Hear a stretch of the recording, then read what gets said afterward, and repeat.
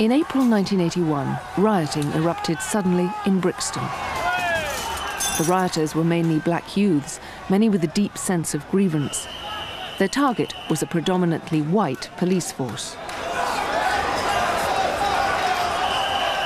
It was intimidating. It was frightening. You didn't know what was going to happen next.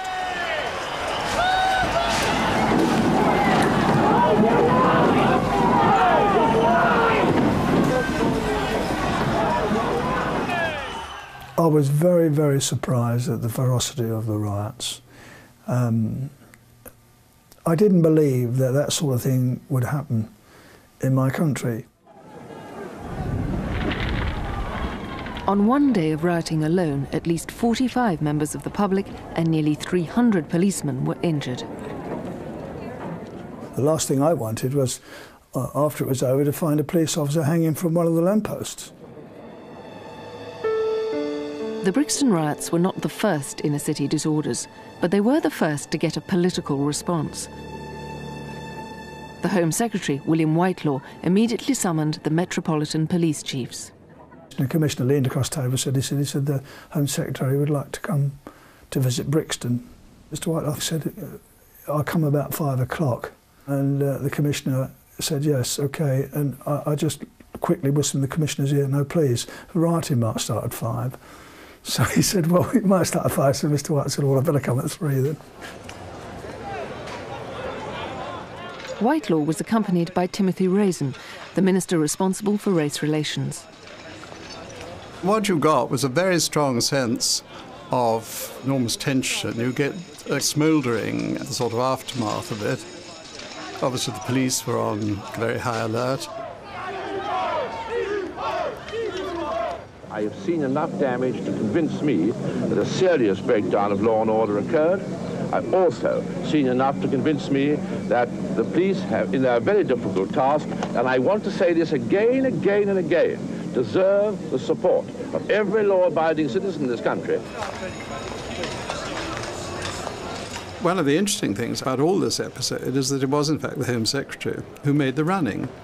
The basis of the Thatcher government at that period was that Margaret Thatcher would pursue things to do with the economy and so on, but that there was a kind of tacit, or maybe not even tacit, deal between Margaret and Willie, by which she, in effect, agreed not to interfere with his department. That was absolutely crucial. The events of this weekend called for the most thorough examination. I have therefore decided to appoint an inquiry under Section 32 of the Police Act 1964. I have invited Lord Scarman to undertake this inquiry, and I am glad to say he has accepted. He had a reputation, both as a highly intelligent man, a very distinguished judge and all that, and also for being an independent-minded person. Very important, if you had that inquiry, not to have somebody who could be accused of being a stooge. But Scarman's appointment came at a time of high unemployment. Black youths were particularly hard hit. Because the opposition blamed the job losses on Thatcher's economic reforms, Scarman and his team would have to tread warily. I think we all knew that the remit would have to embrace social and economic issues. But we also knew that to say that up front would be to frighten some of the horses, to upset some people in government who might see this as, you know, far more dangerous kind of operation than they thought it was supposed to be.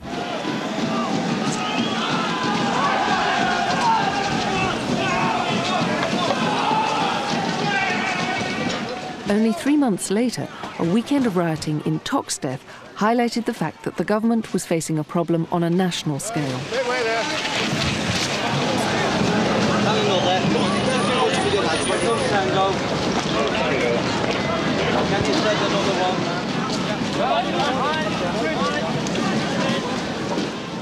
At one point, with casualties mounting, the police almost lost control.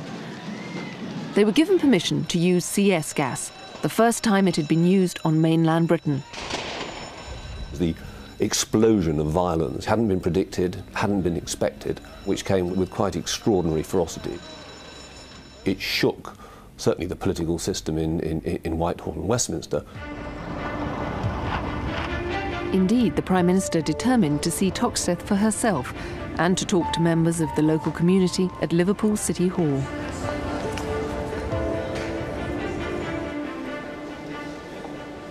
I can see her now. I was sat facing Mrs. Thatcher, I'm sat facing you. I was in the middle of our team and she was in the middle of her team, so I was sat facing like that. And she was leaning forward and she was saying, nothing can justify this behaviour, nothing can justify this violence. We cannot have this situation. It was that kind of a tone. She never felt that unemployment was a very convincing reason for trouble of that kind, bearing in mind that far higher degrees of unemployment had been born earlier in this nation. But social problems, yes. And among the social problems were, of course, a breakdown in respect for authority, a breakdown in family life, a breakdown in respect for elders, and a lack of pride in the area. She really did listen, and I have to give a tribute to that. For that, she did listen. But you know, I think what she heard was so much outside of her experience that I feel she would be unable to interpret what was being said and act on that.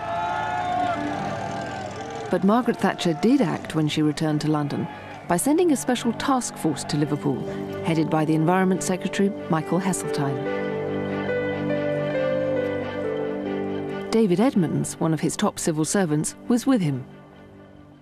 It was the days, of course, before spin doctors, but I knew Liverpool a bit, so I said, for the next part of the trip, let's walk down to the harbour. So we did, followed by the press, and then let's get on the Mersey ferry, and we did. Purely by accident, there was a black girl sitting on the top deck of the ferry, whom Michael Heseltine sat and chatted to. Have you got any family here? Yes. Yes. Have they got jobs? My brother's got jobs. What was that?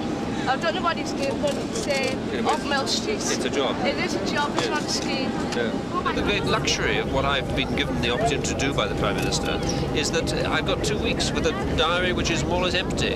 And so, I've got the time to listen.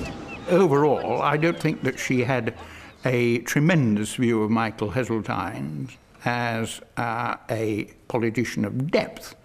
But by Jove, I think she was impressed by his presentational and his political abilities on Merseyside.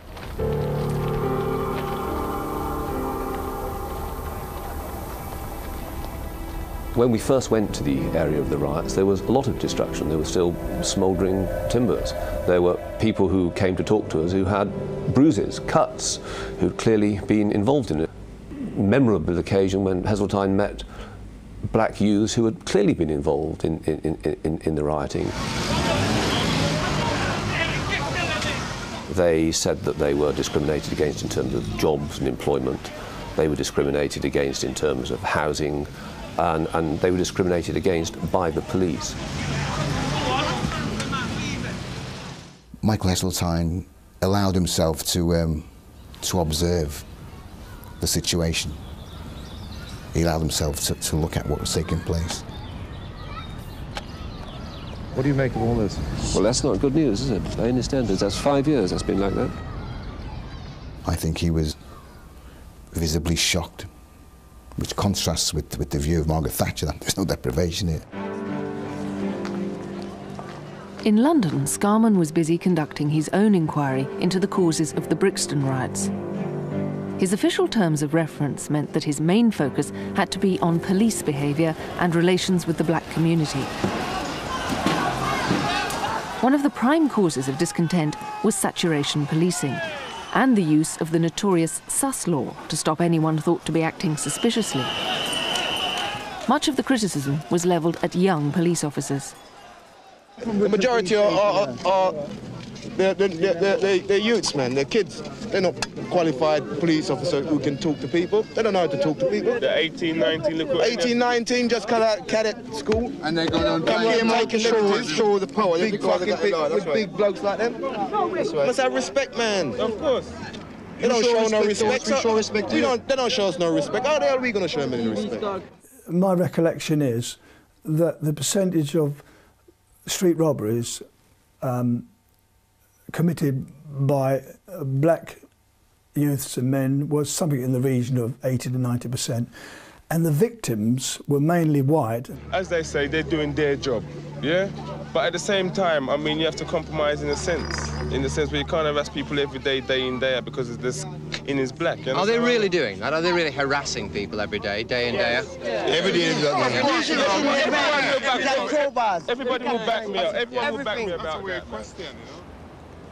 The anger on the streets spilled over into the inquiry itself. And all these people at the back in the audience who were shouting at us, and it was quite intimidating. I had the impression that we were on trial, that we were the defendants, and that the rioters were the defendants, we were the defendants in this particular case. Halfway through his inquiry, Scarman had an opportunity to see for himself what was alleged to be an example of insensitive policing.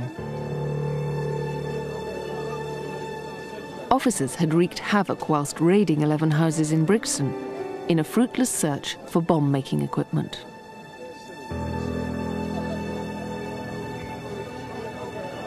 Scarman decided to visit the site of the houses which had been raided. And as we approached, we had to pass through a police cordon because the police were standing back at a distance expecting that there could well be trouble. We approached on foot, and there was a very large crowd, a couple of hundred or more, with the lone figure of the local community, Bobby, P.C. Brown, standing in the midst of them. And as we approached, a sort of chant went up, Scarman, Scarman, Scarman. And we were swept on a wave into these houses and taken round. What you had was a well-meaning liberal judge doing his level best. But you sometimes felt, watching him at work, that it was a bit like sort of the district commissioner out on trek. And I've got some experience of district commissioners, and there were some very good ones, but they were never going to be the agents of radical change. But at the time of its publication, the Scarman report marked a watershed by drawing attention to the depth and extent of racial discrimination. A new generation of black Britons who'd grown up here felt deeply alienated. It's available only at £8. Deprived youngsters who believed that they were deprived because of the colours of their skin, unable to get what they thought were fair opportunities of education or jobs, and suffering, as they thought, harassment, took to the streets because they saw no other way of airing their grievances. Scarman proposed reforms to improve police relations with the black community and to weed out individual officers whose behaviour was racist.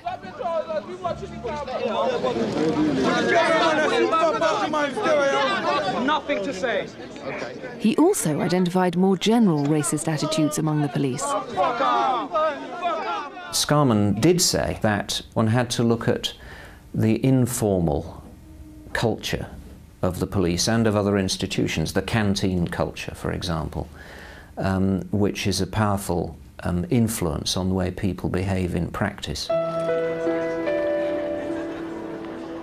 Scarman made clear that good policing would be of no avail unless it was accompanied by measures to improve jobs, education and housing.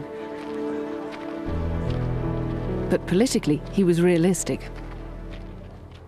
I'm conscious that I'm a judge. I'm not responsible for the finances or the economy of the country. All I can do is to analyse the social conditions, indicate areas where improvements could be made and ought to be made, and then leave it to the politicians in Parliament to decide whether the money is to be made available. I hope the money will be made available. On his return from Liverpool, Heseltine had written a minute for his cabinet colleagues. It took a riot. The title, at least, was provocative. The report that Heseltine put to Mrs. Thatcher was not a Thatcherite document, but it was very carefully couched. It made very clear that violence as a means of securing economic or political ends couldn't be countenanced. And it trod a very delicate line between saying we have to do something and we have to respond to violence. But at the end of the day, that underlying message was it took a riot to make us consider what best to do. Later in '81, Heseltine had to go to the Conservative Party conference. I'm delighted to introduce the Secretary of State, the Right Honourable Michael Heseltine. He was extremely concerned about the speech that he had to make there. I vividly remember sitting next to his office for several days while he wrote sheaf after sheaf of paper in his totally unintelligible manuscript, trying to get the tone right. What he wanted was a tone that conveyed the real concern, that actually said that we needed to change. Self-help has a limited meaning in an inner city community where 40% of the young kids may be without work, and if you're black, it may be 60%. I know those problems. I grew up in the 30s with an unemployed father. He didn't riot. He got on his bike and looked for work, and he kept looking till he found it. Our inner cities are just a signpost of a journey of despair, and there will be no recovery without more resources. I am not willing to throw away the prospects of lasting recovery in an orgy of self-indulgence, false sentimentality and self-justification, and no one in this government is.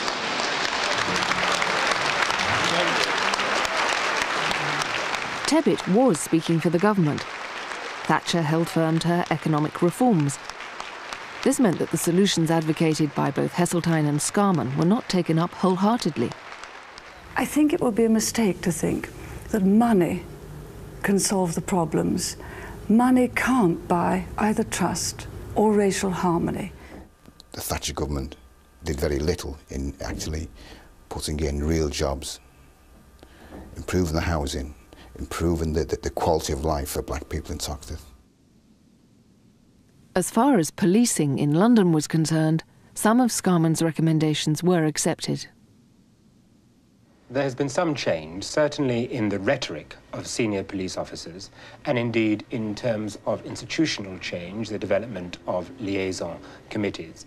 But in terms of what actually happens on the street, the impact of policing, particularly on the black community, remains completely unaltered.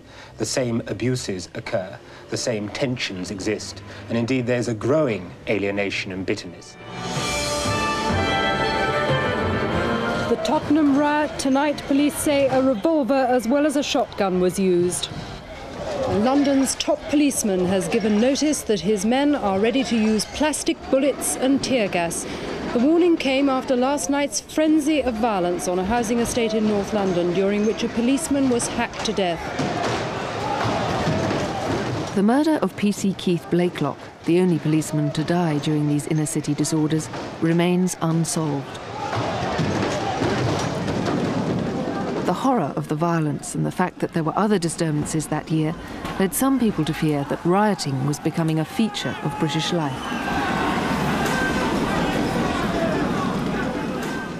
What happened after 1985 was a growing sense on the part of the police and the public that the end of the road had been reached, that unless there was some modus vivendi, some accommodation reached as between police and public in those areas, then the outcome would be one that was absolutely catastrophic. Black people. Metropolitan police chiefs. The Commissioner leaned across the table and said the Home Secretary would like to come to visit Brixton. Mr Whitelock said, I'll come about 5 o'clock. And the Commissioner said, yes, OK. And I just quickly whispered in the Commissioner's ear, no, please, the rioting might start at 5. So he said, well, it might start at 5. So Mr White said, well, I better come at 3 then. Whitelaw was accompanied by Timothy Raisin, the minister responsible for race relations. What you got was a very strong sense of enormous tension. You get a smouldering sort of aftermath of it. Obviously, the police were on very high alert. I have seen enough damage to convince me that a serious breakdown of law and order occurred. I've also seen enough to convince me that the... It was frightening. You didn't know what was going to happen next.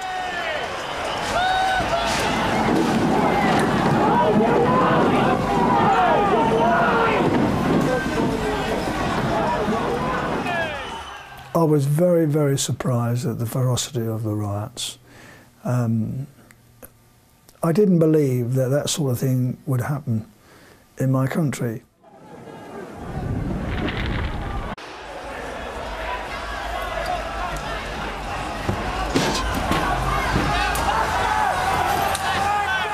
In April 1981, rioting erupted suddenly in Brixton.